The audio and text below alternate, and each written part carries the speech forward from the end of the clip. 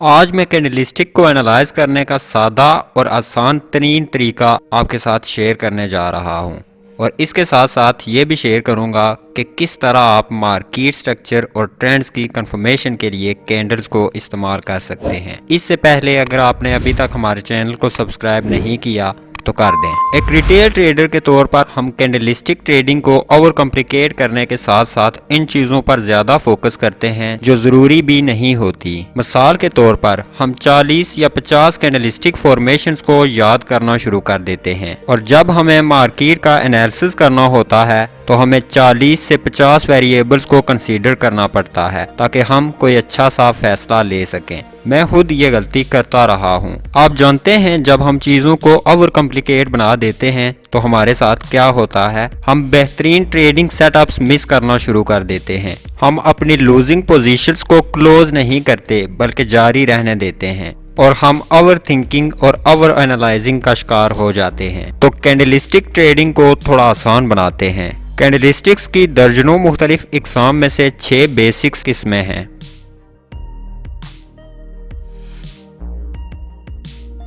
Long candlesticks बहुत ज्यादा momentum indicate करती हैं। ये मोमेंटम बायर्स या सेलर्स की तरफ भी हो सकता है। कैंडल के कलर यानी रेड या ग्रीन से आप अंदाजा लगा सकते हैं। शैडोज का छोटा होना एक या दूसरी साइड के लिए स्ट्रेंथ को जाहिर करता है। एक लॉन्ग कैंडल शैडो के बगैर भी हो सकती है या टॉप या बॉटम पर छोटा सा शैडो हो सकता है। लॉन्ग कैंडल की अहमियत का इन्हिसार मुकम्मल तौर पर उसकी लोकेशन पर होता है। मिसाल के तौर पर अगर एक लॉन्ग ग्रीन कैंडल एक अप ट्रेंड में जाहिर होती है तो ये अप ट्रेंड के लिए कंफर्मेशन का सिग्नल हो सकता है। लेकिन अगर इसी तरह की कैंडल एक डाउन ट्रेंड के बाद जाहिर होती है तो ज्यादा मुमकिन है कि ये एक पोटेंशियल रिवर्सल के सिग्नल के तौर पर काम करे। इसी तरह से लॉन्ग रेड कैंडल के लिए भी सेम ही चीज है।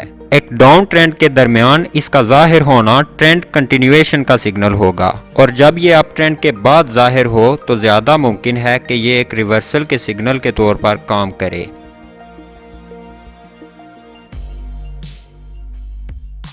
एवरेज या निस्बतन छोटी रेंज वाली कैंडलस्टिक बायर्स और सेलर्स के दरमियान एग्रीमेंट का इशारा देती है कि मौजूदा कीमत मुनासिब है, खास तौर पर जब छोटी कैंडलस्टिक साइडवे मूविंग सेशंस की एक सीरीज में जाहिर होती है। ताहम जब शार्ट कैंडलस्टिक किसी भी डायरेक्शन में एक स्ट्रॉन्ग ट्रेंड के बाद जाहिर होती है, खास तौर पर जब लॉन्ग कैंडलस्टिक जाहिर हो चुकी हूँ, तो वो बायर्स और सेलर्स के दरमियान लड़ाई और ट्रेंड में मुमकिना रिवर्सल या फिर प्राइस के मोमेंटम में कमी की निशानदेही कर सकती हैं। सिर्फ एक सिंगल शॉर्ट कैंडलस्टिक का जाहिर होना बजाते खुद इतना मीनिंगफुल नहीं होता, लेकिन जब शॉर्ट कैंडलस्टिक एक सीरीज की शक्ल में जाहिर होना शुरू हो जाती हैं तो ये जाहिर करती हैं कि मौजूदा ट्रेंड का मोमेंटम कम होता जा रहा है या फिर यहाँ से आगे साइडवेज मूवमेंट शुरू हो सकती है।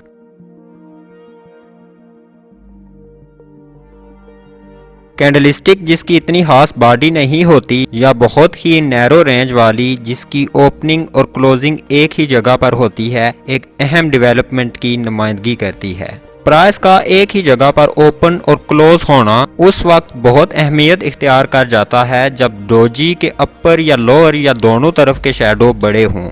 लॉन्ग शैडोज बायर्स और सेलर्स की तरफ से प्राइस को मतलूबा सिमत में ले जाने की कोशिश को जाहिर करते हैं। कोशिश उस वक्त नाकाम हो जाती है जब प्राइस वापस उसी जगह क्लोज होती है जहां से ओपन हुई थी। नाकामी के मानी एक तरफ या दूसरी तरफ या दोनों तरफ से इस बात पर असरअंदाज होते हैं कि मौजूदा ट्रेंड को किस तरह देखा जाए और मुमकिना रिवर्सल के लिहाज से इसका क्या मतलब है। मिसाल के तौर पर जब डाउन ट्रेंड के एख्तिताम पर लॉन्ग लोअर शैडो के साथ एक डोजी जाहिर होता है तो ये जाहिर करता है कि सेलर्स ने प्राइस को गिराने की पूरी कोशिश की लेकिन गिरा नहीं सके, तो ये मुमकिना रिवर्सल या फिर प्राइस की ऊपर की तरफ मूवमेंट का सिग्नल है। अगर एक डोजी अप ट्रेंड के ऊपर जाहिर होता है और वो भी एक लॉन्ग अपर शैडो के साथ, तो ये बिल्कुल उसी तरह की नाकाम कोशिश को जाहिर करता है, लेकिन इस बार नाकाम बायर्स हुए हैं, तो ये भी एक मुमकिना रिवर्सल या डाउन मूवमेंट का एक सिग्नल है। ताहम जिस तरह लॉन्ग कैंडलस्टिक्स गैर मामूली स्ट्रेंथ की निशानदेही करती हैं, इसी तरह doji candlesticks loss of momentum की निशानदेही करती हैं और शैडोज के जाहिर होने के लिहाज से स्ट्रॉन्ग रिवर्सल सिग्नल्स प्रोवाइड करती हैं। वीडियो के आखिरी हिस्से में हम इनकी कंफर्मेशन पर भी बात करेंगे।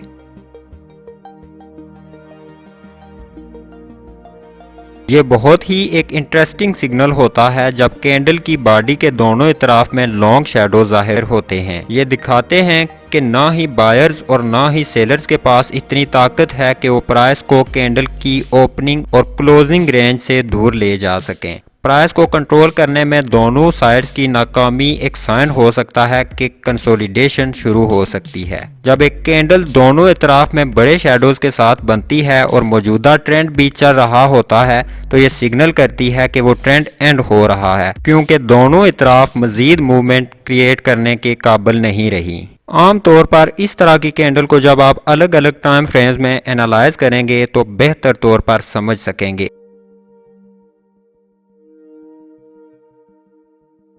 जब एक कैंडल लॉन्ग अपर शैडो के साथ बनती है तो ये सिग्नल करती है कि बायर्स मोमेंटम लूज कर चुके हैं या फिर वो सेलर्स से मोमेंटम लेने में कोशिश के बावजूद नाकाम हो चुके हैं। अगर ये पैटर्न एक अप ट्रेंड के टॉप पर बनता है तो ये एक सिग्नल हो सकता है कि अप ट्रेंड खत्म होने वाला है।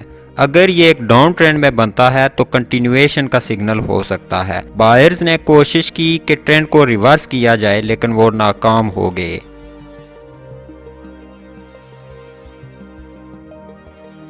एक कैंडल का लॉन्ग लोअर शैडो के साथ जाहिर होना सेलर्स की नाकामी को जाहिर करता है कि सेलर्स प्राइस को नीचे ले जाने में नाकाम रहे, जो इस बात का सिग्नल है कि या तो डाउन ट्रेंड खत्म हो रहा है या फिर एक नया अप ट्रेंड शुरू हो रहा है। ताहम पैटर्न की इंटरप्रिटेशन बुलिश या बेरिश के तौर पर हो सकती है। इस पैटर्न के बारे में दिलचस्प बात यह है कि ये बेरिश भी हो सकता है और बुलिश भी, लेकिन इसका इन्हिसार इस बात पर है कि ये कहाँ जाहिर हुआ है। कैंडल की इंटरप्रिटेशन को मुतासर किए बगैर बॉडी ग्रीन भी हो सकती है और रेड भी। लॉन्ग लोअर शैडो के साथ कैंडल अक्सर डाउन ट्रेंड के बॉटम पर जाहिर होती है और ये अप ट्रेंड के लिए एक हाईएस्ट मूव होता है जो रिवर्सल पॉइंट का सिग्नल करता है।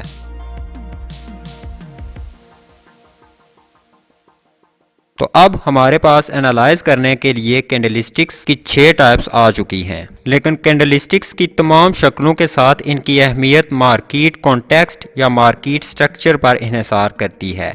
नेज कैंडलस्टिक पैटर्न का मतलब हमेशा अहम नहीं होता। कुछ सिग्नल्स वाकया ही बहुत वीक होते हैं, इसलिए कंफर्मेशन बहुत ज़रूरी है। कंफर्मेशन कैंडलस्टिक एनालिसिस का एक बहुत ही अहम पहलू है। ये अलग अलग और इंडिपेंडेंट सिग्नल्स की ऑब्जर्वेशन है जो इस बात की कंफर्मेशन करती है कि कैंडलस्टिक पैटर्न क्या प्रिडिक्ट कर रहा है। मिसाल के तौर पर हम कैंडलस्टिक रिवर्सल को रेजिस्टेंस और सपोर्ट के रीटेस्ट, मोमेंटम में तब्दीली या मूविंग एवरेज बेस्ड एनालिसिस से भी कंफर्म कर सकते हैं। 2 या 2 से ज्यादा कैंडलस्टिक सिग्नल एक दूसरे के करीब हो सकते हैं जो कि ज्यादा स्ट्रॉन्ग कंफर्मेशन फराम कर सकते हैं। रेजिस्टेंस या सपोर्ट का टेस्ट होना मिसाल के तौर पर एक फेमिलियर टेक्निकल सिग्नल जैसे डबल टॉप या डबल बॉटम के जरिए बनाया जा सकता है और फिर स्ट्रॉन्ग रिवर्सल कैंडलस्टिक सिग्नल्स के जरिए इसकी कंफर्मेशन की जा सकती है। या यूं भी हो सकता है कि पहले स्ट्रॉन्ग रिवर्सल कैंडल जाहिर हो और फिर रेजिस्टेंस या सपोर्ट के नाकाम टेस्ट के बाद सिग्नल डबल बॉटम या डबल टॉप की सूरत में कंफर्म हो जाए। आपका कंफर्मेशन पर इन्हिसार करना एंट्री और एग्जिट टाइम को इम्प्रूव करता है। ये कंसेप्ट बहुत जरूरी है क्योंकि सिंगल कैंडलस्टिक पैटर्न हमेशा रिलायबल नहीं होता, यहाँ तक कि कंफर्म सिग्नल भी फेल हो जाते हैं। ताहम कंफर्मेशन को इस्तेमाल करते हुए सक्सेसफुल ट्रेड टाइमिंग की रेशो को इम्प्रूव किया जा सकता है। जब सेकेंडरी इंडिकेटर पहले सिग्नल की कंफर्मेशन के बजाय मुखालफत करता है। एक कंफर्मिंग इंडिकेटर भी इस किस्म की दूसरी अलामत पर मुश्तमिल हो सकता है। मिसाल के तौर पर एक इनिशियल कैंडलस्टिक रिवर्सल के बाद पहले जैसी स्ट्रॉन्ग लेकिन मुख्तलिफ कैंडलस्टिक एक ही पोटेंशियल को जाहिर कर सकती है। जब ऐसा होता है डुअल सिग्नल की रिलायबिलिटी काफी ज्यादा स्ट्रॉन्ग हो जाती है। तो कंफर्मेशन का इब्तदाई मकसद ये है कि ट्रेड्स के लिए टाइमिंग को इम्प्रूव किया जाए। एक और वैल्यू जो इसमें पाई जाती है वो ये है कि किस तरह कंफर्मिंग इंडिकेटर बड़े ट्रेंड को पहले तो आइडेंटिफाई करता है फिर उसकी कंफर्मेशन करता है, क्योंकि एक प्राइस ट्रेंड चंद सेशंस में भी खत्म हो सकता है और हफ्तों और महीनों तक भी जारी रह सकता है। आप कंफर्मेशन के लिए moving average, volume volume trends और डाइवर्जेंस पर भी इन्हिसार कर सकते हैं। ये बहुत वैल्यूएबल इंडिकेटर हो सकते हैं अगर आप आइडेंटिफाई करना चाहें कि ट्रेंड कंटिन्यू रहने वाला है या फिर खत्म होने वाला है। इस सिलसिले में कंफर्मेशन न सिर्फ प्राइस में टर्निंग पॉइंट को अफेक्ट करती है, बल्कि ये एक स्ट्रॉन्ग या रैपिड ट्रेंड के चलने के बाद मोमेंटम में वीकनेस या स्ट्रॉन्गनेस को भी एंटिसिपेट कर सकती है। जब हम एग्जिस्टिंग रेजिस्टेंस और सपोर्ट लेवल पर अपनी एंट्री या एग्जिट को टाइम करना चाहें तब भी कंफर्मेशन बहुत वैल्यूएबल होती है। मिसाल के तौर पर एक इम्कान मौजूद है कि प्राइस उस वक्त तक एक खास ट्रेडिंग रेंज के अंदर रहेगी जब तक कोई सिग्नल मौजूदा हालात को तब्दील ना कर दे। तब एक ब्रेकआउट की कोशिश होती है जो नाकाम हो जाती है। तो ये मुमकिन है कि ये नाकाम कोशिश प्राइस को मुखालिफ सिमत में धकेल दे। जब ऐसा होता है और कैंडलस्टिक फॉर्मेशंस में कंफर्मेशन हो जाती है तो रिवर्सल हमारे अंदाजे से कहीं ज्यादा बेहतर हो सकता है। अगर प्राइस को एक रेजिस्टेंस या सपोर्ट से ब्रेक थ्रू मिल जाता है तो बहुत तेजी से आप एक ऐसे पॉइंट पर आ जाते हैं जहां आपको जल्दी से फैसला लेना होता है। क्या ट्रेंड कंटिन्यू रहेगा और एक और ट्रेडिंग रेंज इस्टेब्लिश करेगा या ब्रेकआउट नाकाम हो जाएगा और प्राइस पुराने सेट लेवल्स पर वापस आ जाएगी। इस ब्रेकआउट की वजह से जो गैर यकीनी सूरत हाल पैदा हुई है इसको कंफर्मेशन के साथ क्लैरिफाई किया जा सकता है उन कैंडलस्टिक फॉर्मेशंस के जरिए जो ब्रेकआउट की वजह बनी है। प्राइस की डायरेक्शन और स्ट्रेंथ में शॉर्ट टर्म चेंजेस की मजीद कंफर्मेशन ट्रेंड लाइंस और दीगर विजुअल टूल्स की मदद से की जा सकती है। ट्रेंड लाइन की मदद से आप आइडेंटिफाई कर सकते हैं कि कब एक शॉर्ट टर्म ट्रेंड रिवर्स हो सकता है और अगर इसको कैंडलस्टिक रिवर्सल सिग्नल की मदद से कंफर्म किया जाए तो ये प्राइस और मोमेंटम को ट्रैक और कंफर्म करने का और भी बेहतर तरीका हो सकता है।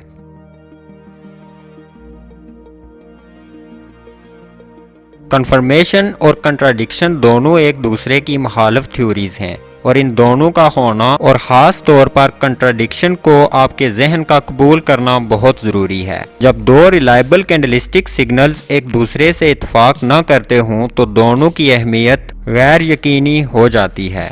इस सूरत हाल को आप समझ सकते होंगे। आपको एक डाउन ट्रेंड के बाद एक लॉन्ग लोअर शैडो नजर आया और आप कंफर्मेशन का वेट करते हैं ये सोचते हुए कि लॉन्ग की पोजीशन ली जाए और फिर प्राइस एक लॉन्ग अपर शैडो वाली कैंडल फॉर्म कर देती है जो कि शॉर्ट का सिग्नल दे रही है। इस तरह दो कैंडलस्टिक फॉर्मेशंस का आपस में तजाद हो चुका है। अब इस सूरत हाल में ज्यादातर ट्रेडर्स एक साइड पिक कर लेते हैं और गैम्बलिंग शुरू कर देते हैं। इस मौका पर कैंडलस्टिक के नए सेट से कंफर्मेशन हासिल करने की कोशिश करें। उस वक्त तक कोई एक्शन न लें जब तक मार्केट की सिमत वाज़िया न हो जाए। वॉल्यूम को एनालाइज करें और मोमेंटम में डाइवर्जेंस देखें। अपने एनालिसिस को दूसरे टाइम फ्रेम्स तक एक्सपेंड करें। अगर आपने आज कुछ नया सीखा तो लाइक कर दें और चैनल को सब्सक्राइब कर दें। नेक्स्ट टाइम तक अल्लाह हाफिज़।